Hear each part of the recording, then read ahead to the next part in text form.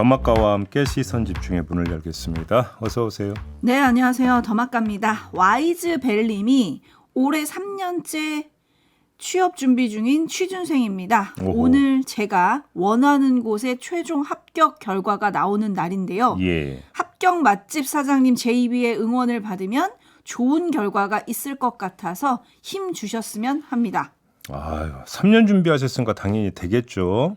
그냥 기다리시면 합격 통지서 올 겁니다. 네. 내일, 내일 토요일이죠. 월요일에. 네, 월요일에 네, 합격됐다는 소식 전해주세요. 네, 이렇게 또 하나의 합격 맛집 인증이 되는 건가 참 기대가 되고요. 진짜 간판 걸어야 되나. 대구 시내버스 기사님이 아싸 오늘은 따뜻한 하루네요. 34도 그까이 거 뭐 에어컨 쪼매 틀어놓고 있으면 춥지는 않겠지요. 데프리카 화이팅이라고 올려주셨습니다. 네, 대구시니까 그런 말씀하시는 거죠. 네, 워낙 이제 그 익숙하다 이거죠. 그리고 또 인식이 감도와 뭐 이런 촉감을 또 지배할 수도 있습니다. 34도 그까이 거 뭐 따뜻하네 이렇게 하시면 안 더우실 수도 있어요. 40도보다 시원하죠. 그리고 대랑이님이 일하는 내내 카랑카랑한 사장님 목소리만 듣다가 일 마치고 퇴근하는 길에 시선 집중을 통해 묵직하고 시원한 제이비의 목소리를 듣습니다. 제이비 형님의 목소리가 카랑카랑한 사장님의 목소리를 잊게 해주니 너무 좋아요. 그렇습니까? 이런 효과가 또 있구나. 예상치 못한 효과네. 네. 묵직하고 시원한 형님 목소리처럼 오늘 하루도 제발 시원하고 기분 좋은 소식들만 가득 들리는 하루가 되었으면 좋겠어요. 그러면 얼마나 좋겠습니까? 네. 네, 그리고 화신님이 야간 근무 퇴근하고 유튜브 라이브는 처음이네요. 매번 클립으로 보다가 라이브로 봅니다. 네, 훨씬 생동감이 있지 않습니까? 그렇죠? 댓글도 좀 달아주시고요. 네. 네, 달빛소나님이 아유 무슨 소리야 카랑카랑이 낫지라고 올려주셨네요. 이분은 또 뭐야? 아니 삐딱선 탈 게 따로 있지 이런 건 타시면 안 돼요. 네. 진실을 말하는데 왜 삐딱하게 접근하시죠? 뭐 개인 취향 존중해 드려야죠. 달빛소냐님은 저를 좋아하시나 보네요. 카랑카랑. 예. 인사 여기까지 전해드리고 제이비타임즈 뉴스 전해드리겠습니다. 오늘 주목할 첫 번째 뉴스는요. 액트지오 관련 뉴스가 여러 개 어제 나왔는데요. 하나하나 전해드리겠습니다. 먼저 어제 뉴스데스크 보도부터 한번 들어보시죠. 지난 2022년 한국석유공사가 동해 울릉분지의 탐사 결과를 분석하기 위해 접촉한 업체는 모두 4곳입니다. 실제 입찰한 3개 업체 가운데 최종 선정된 곳이 바로 액트지오입니다.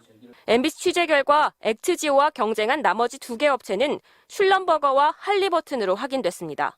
이들은 텍사스 휴스턴에 본사가 있는 세계적인 석유 개발 서비스 업체인데 해당 업계에선 이른바 빅3로 꼽힙니다. 하지만 결국 입찰을 따낸 건 1인 기업에 가까운 액트지오였습니다. 네, 이게 어제 MBC가 보도한 내용이고요. 다음 JTBC가 보도한 내용도 있었는데요. 정부가 액트지오의 탐사 자료 분석 등을 거쳐 유망 지역 7개를 도출했다고 발표한 바가 있지 않습니까? 네. 그 7개 유망 구조에 이른바 대계 그리고 집계 이렇게 이름 붙여진 지역이 포함이 되어 있는데 우드사이드의 의뢰로 글로벌 회계 법인인 KPMG와 에너지 평가사인 가프니 클라인이 2022년 4월에 보고서를 내놨는데 대개 지역은 경제성 평가에서 마이너스로 평가가 된다고 하고요. 집계 지역은 유망 구조로 개발될 확률이 25%라면서 경제성 평가조차 하지 않았다라는 이런 내용이었습니다. 자, 이 두 뉴스엔 공통점이 있는데요. 석유공사는 일관되게 액트지오를 향하고 있었다라는 겁니다. 분석업체 선정 때는 액트지오 이외의 기업을 물리쳤다라는 것이고 탐사 자료 분석 때는 액트지오 이외의 분석을 결과적으로 물리쳤다라는 것입니다. 그렇지 않습니까? 네. 왜 그랬을까요? 이게 궁금해지는 거 아니겠습니까? 정부가 일관되게 설명하는 건 아브레우 액트지오 고문이 전문가이기 때문에 신뢰한다 이런 거였는데 정말 그것뿐일까요? 자, 이제 세 번째 뉴스로 가봅시다. 어떤 뉴스입니까? 오마이뉴스가 보도한 건데요. 액트지오의 분석 결과를 검증한 미국 텍사스대 오스틴 캠퍼스의 데이빗 모리 교수 저희도 전해드린 바가 있습니다. 네. 이 사람이 아브레우 액트지오 고문과 논문을 같이 쓴 공동 저자였던 사실이 있었다고 전해드린 바 있었는데 관계가 이것만이 아니라는 건데요. 석유공사의 수석 지질학자이자 동해탐사 팀장인 A 박사가 모리 교수 연구실에서 퇴적학과 층서학 박사 취득 후 포스트 닥터, 그러니까 박사후 과정으로 연구 과정에 참여했었다고 합니다. 간단히 말해서 모리 교수가 석유공사 동해탐사 팀장의 지도 교수였다라는 이야기가 되겠습니다. 이뿐만이 아닙니다. 해외 자문단으로 참여한 교수가 3명인데 모리 교수 외에 코넬 올라리우라고 하는 부교수가 있는데 이 사람은 그 팀장인 A 박사와 논문을 함께 썼던 공동 저자라고 하고요. 그다음에 세르게이 포멜 교수라고 있는데 이 사람은 A 박사가 공부했던 바로 그 대학 텍사스 대학 오스틴 캠퍼스의 정교수로 현재도 재직 중이라고 합니다. 네. 이러면 어떻게 되는 건가요? 해외 자문단 3명의 교수가 모두 같은 대학에 적을 걸치고 있거나 연이 있는 사람들이라는 이야기가 되는 건데 자, 이 3명이 석유공사의 A 박사를 중심점으로 해서 연결돼 있다. 이렇게 볼 수 있는 거 아니겠습니까? 자, 이 사실에 기초하면 첫째, 아브레우 고문과 모리 교수가 논문 공동 저자였던 걸 몰랐다라고 석유공사가 해명한 적이 있었는데 정말 몰랐을까에 물음표를 찍을 수밖에 없습니다. 두 번째, 교차 검증이 아니라 협력 검증이 이루어졌을 가능성. 왜? 지금 해외 검증단 교수 3명이 모두 텍사스 대학 오스틴 캠퍼스에 모여 있습니다. 그렇지 않습니까? 그런 점에서 이게 정말로 그 객관적 교차 검증이 됐을까라고 하는데도 물음표를 찍을 수밖에 없다라는 점이 두 번째로 제기가 되는 거고요. 세 번째, 그 검증이 석유공사의 A 박사를 중심으로 석유공사의 핸들링 속에서 이루어졌을 가능성이 정말 없는 것이냐, 여기에도 물음표를 찍어야 된다, 이런 이야기가 되는 건데 종합 정리하면 석유공사의 이 팀장이라는 A 박사, 이 사람이 진실을 밝힐 핵심, 중요 인물이 될 수 있다. 이렇게 정리를 하면 될 것 같습니다. 네, 그리고 지금 JB가 전해주신 보도들에 앞서서 지난 10일에 뉴스버스에 이런 기사도 올라오긴 했었어요.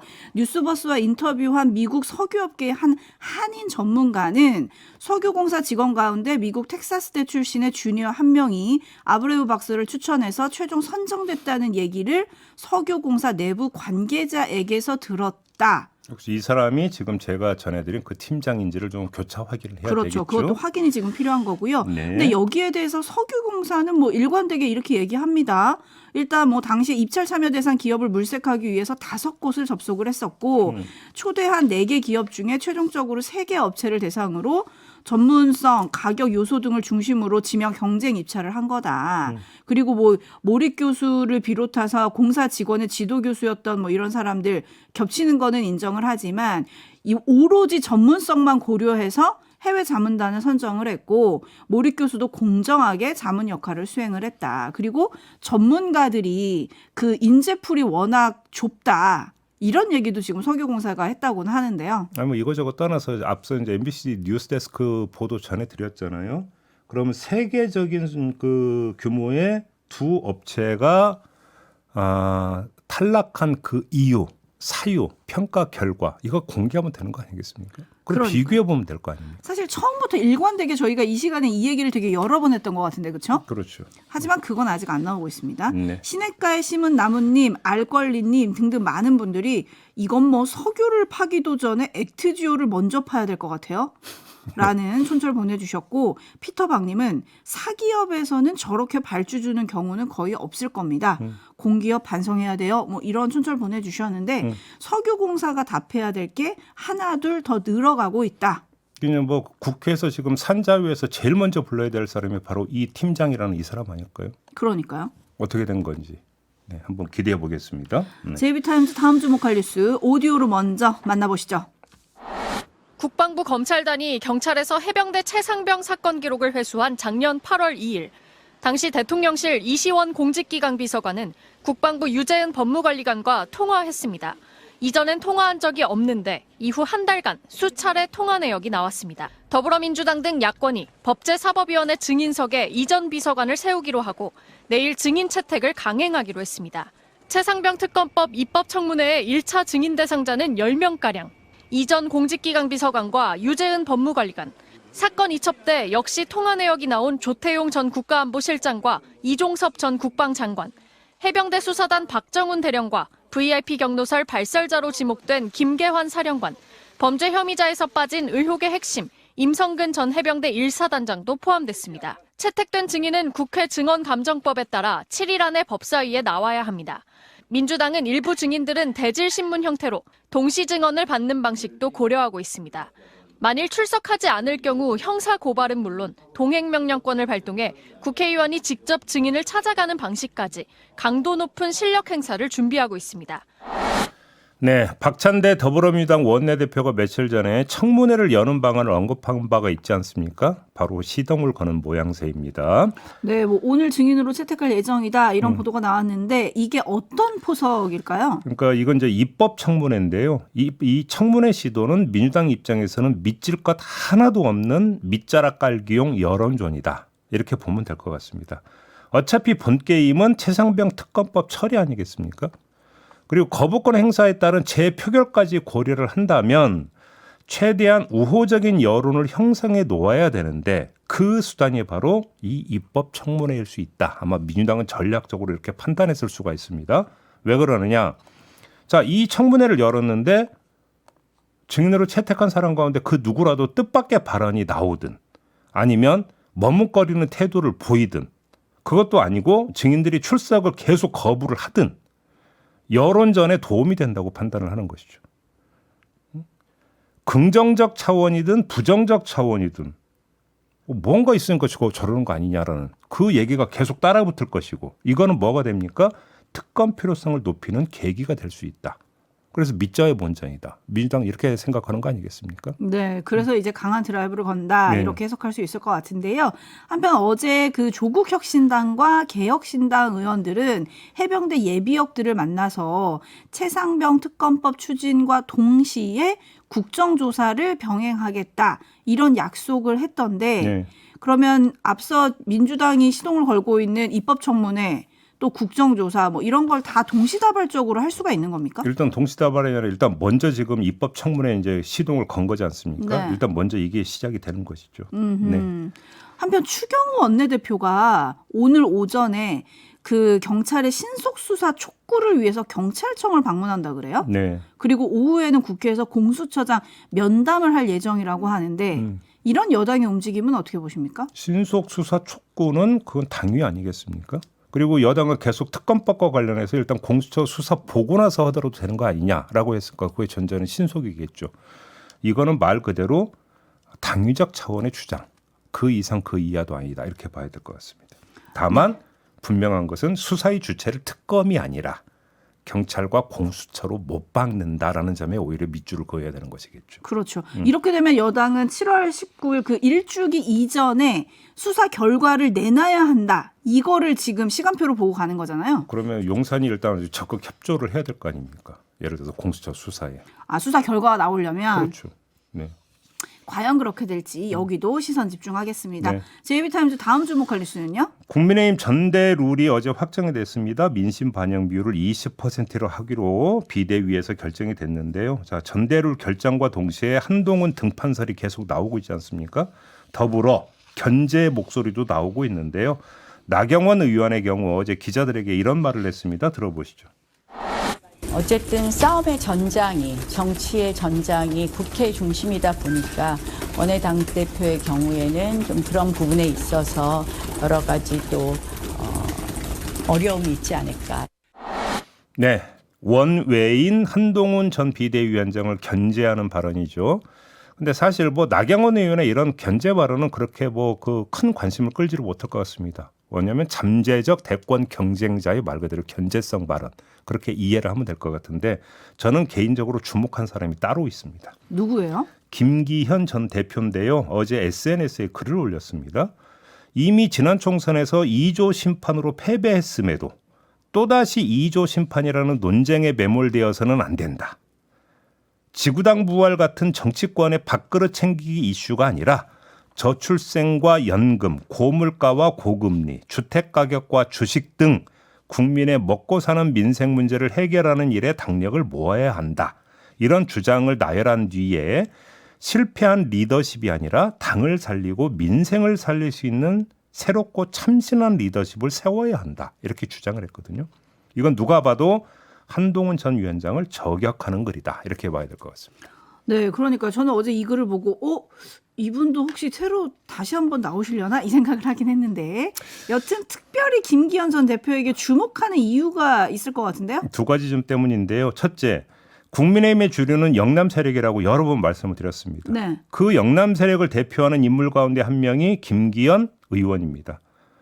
TK에 홍준표 대구시장이 있다면 부울경에 누가 있습니까? 김기현 의원이 있다는 겁니다.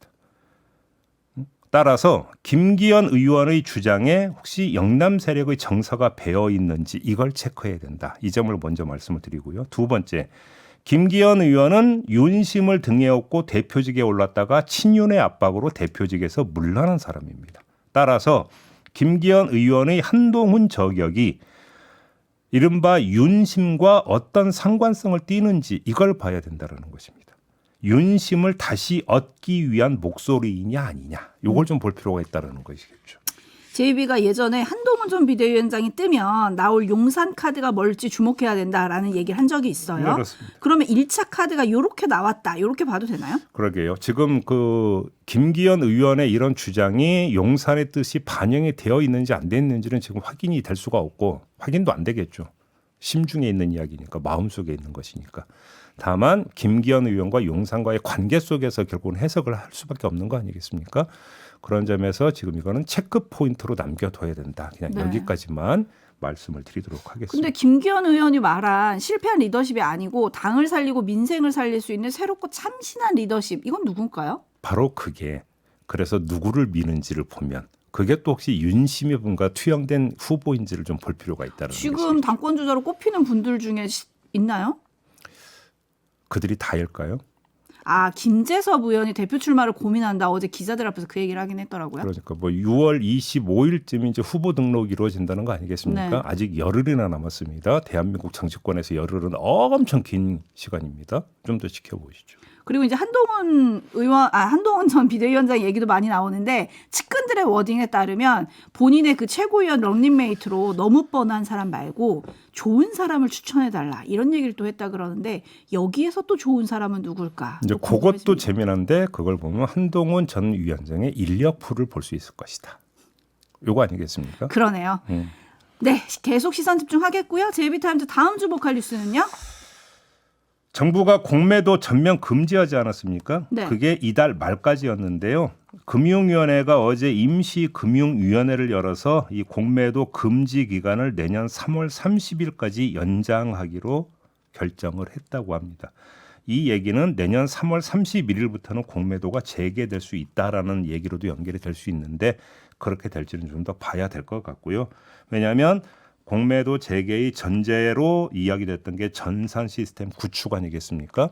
근데 전산 시스템도 구축한다. 어제 이런 이야기는 나왔다고 하는데 이것도 나온 지 꽤 된 얘기니까 실제로 얼마나 되는지 이걸 좀 봐야 되는 문제고요. 또 한 가지 처벌 조항을 대폭 강화를 했다고 하는데 불법 공매도에 대한 벌금형을 현행 부당 이득액의 3배에서 5배 이 수준을 4배에서 6배 수준으로 올리기로 했고요. 부당 이득액이 5억 원 이상이면 징역을 가중하도록 했고 특히 부당 이득액이 50억 이상일 경우에는 최소 징역 5년, 최대 무기징역의 형사처벌을 받을 수 있도록 한다. 이런 내용도 어제 결정이 됐다고 합니다. 아마도 이렇게 처벌 조항 이런 것들을 강화하는 것은 재개를 전제로 한 것이겠죠. 금지를 한다 뭐 처벌이고 뭐고가 없는 거니까. 그렇지 않겠습니까? 아무튼 그러면 내년 3월 31일에는 정말로 공매도가 재개되는지 이걸 좀 볼 필요가 있겠다. 여기까지만 말씀을 드려야 될 것 같네요. 네. 자, JB타임즈 시간이 다 됐네요. 자, 이렇게 마무리하겠습니다. 더마카 수고하셨어요. 고맙습니다.